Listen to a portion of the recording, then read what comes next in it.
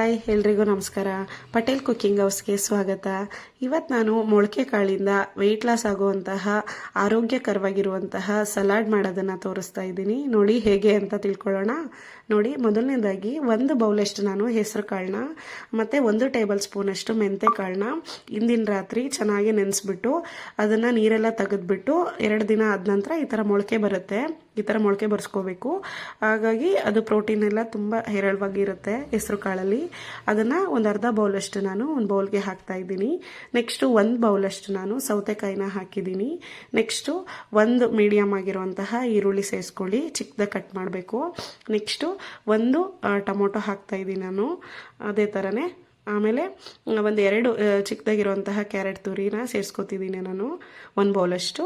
Next ಸೀಸನ್ನಲ್ಲಿ ಸಿಗುವಂತಹ ಹಣ್ಣುಗಳನ್ನ ನೀವು ಸೇರಿಸ್ಕೋಬೋದು. ಅದಕ್ಕೆ ನಾನು ದ್ರಾಕ್ಷಿ ಹಾಕಿದ್ದೀನಿ. ಆಮೇಲೆ 1 ಮೀಡಿಯಮ್ ಆಗಿರುವಂತಹ ಆಪಲ್ನ ಈ ಥರ ಕಟ್ ಮಾಡ್ಕೊಂಡು ಸೇರಿಸ್ಕೊಂಡಿದ್ದೀನಿ. ಆಪಲ್ ಕಲರ್ ಚೇಂಜ್ ಆಗಬಾರ್ದು ಅಂದರೆ ನೀವು ಆಪಲ್ನ ಕಟ್ ಮಾಡಿ ನೀರಲ್ಲಿ ಹಾಕಬೇಕು.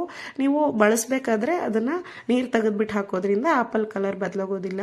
ಆಮೇಲೆ 1 ಬೌಲಷ್ಟು ದಾಳಿಂಬೆ ಬೀಜ, ಆಮೇಲೆ 1/4 ಟೀ ಸ್ಪೂನಷ್ಟು ಚಾಟ್ ಮಸಾಲ, 1/4 ಟೀ ಸ್ಪೂನಷ್ಟು ಬ್ಲ್ಯಾಕ್ ಸಾಲ್ಟ್ ಹಾಕಿ ನಂತರ ನಾನು ಜೀರಿಗೆ ಪೌಡರ್ನ ಸೇರಿಸ್ಕೊತಿದ್ದೀನಿ. ಇದು ಹುರಿದು ಪುಡಿ ಮಾಡಿರುವಂತಹ ಜೀರಿಗೆ ಪೌಡರು.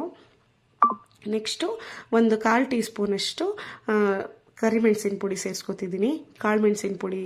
ಆಮೇಲೆ 1/4 ಟೀ ಸ್ಪೂನಷ್ಟು ನಾರ್ಮಲ್ ಸಾಲ್ಟ್ ಹಾಕಿ ನಂತರ ಒಂದು ಅರ್ಧ ಹೋಳಷ್ಟು ನಿಂಬೆ ರಸನ ಇದಕ್ಕೆ ಆ್ಯಡ್ ಮಾಡಿದರೆ ಹಾಗೆ ಹೋಯ್ತು.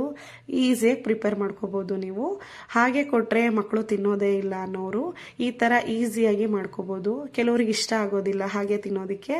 ಹಾಗಾಗಿ ಈ ಥರ ತರಕಾರಿ ಮತ್ತು ಹಣ್ಣೆಲ್ಲ ಸೇರಿಸ್ಕೊಂಡು ತಿನ್ನೋದ್ರಿಂದ ಈಸಿಯಾಗಿ ಮಾಡ್ಕೋಬೋದು ನೀವು. ಮತ್ತು ಹೆಲ್ದಿಯಾಗೂ ಇರುತ್ತೆ, ನೋಡೋದಕ್ಕೂ ಕಲರ್ಫುಲ್ಲಾಗಿ ಅಟ್ರಾಕ್ಟಿವ್ ಆಗಿರುತ್ತೆ. ಮಕ್ಕಳಿಗೆ ಈಸಿಯಾಗಿ ಇಷ್ಟಪಟ್ಟು ತಿಂತಾರೆ, ಟೇಸ್ಟು ಸಖತ್ತಾಗಿರುತ್ತೆ. ಅದೇ ಥರನೇ ನೋಡ್ತಿದ್ದೀರಲ್ಲ, ನೀವು ಟ್ರೈ ಮಾಡಿ. ವೆಯ್ಟ್ ಲಾಸಿಗಂತೂ ತುಂಬ ಒಳ್ಳೆ ರೆಸಿಪೀಸ್ ಇದು. ಪ್ರೋಟೀನ್ ಹೇರಳವಾಗಿರೋದ್ರಿಂದ ತುಂಬ ಆರೋಗ್ಯಕ್ಕೆ ಒಳ್ಳೆಯದು ಅಂಶ ಇರುತ್ತೆ ಇದರಲ್ಲಿ. ವಿಡಿಯೋಸ್ ಎಲ್ಲ ಇಷ್ಟ ಆದರೆ ಸಬ್ಸ್ಕ್ರೈಬ್ ಮಾಡೋದನ್ನು ಮರಿಬೇಡಿ.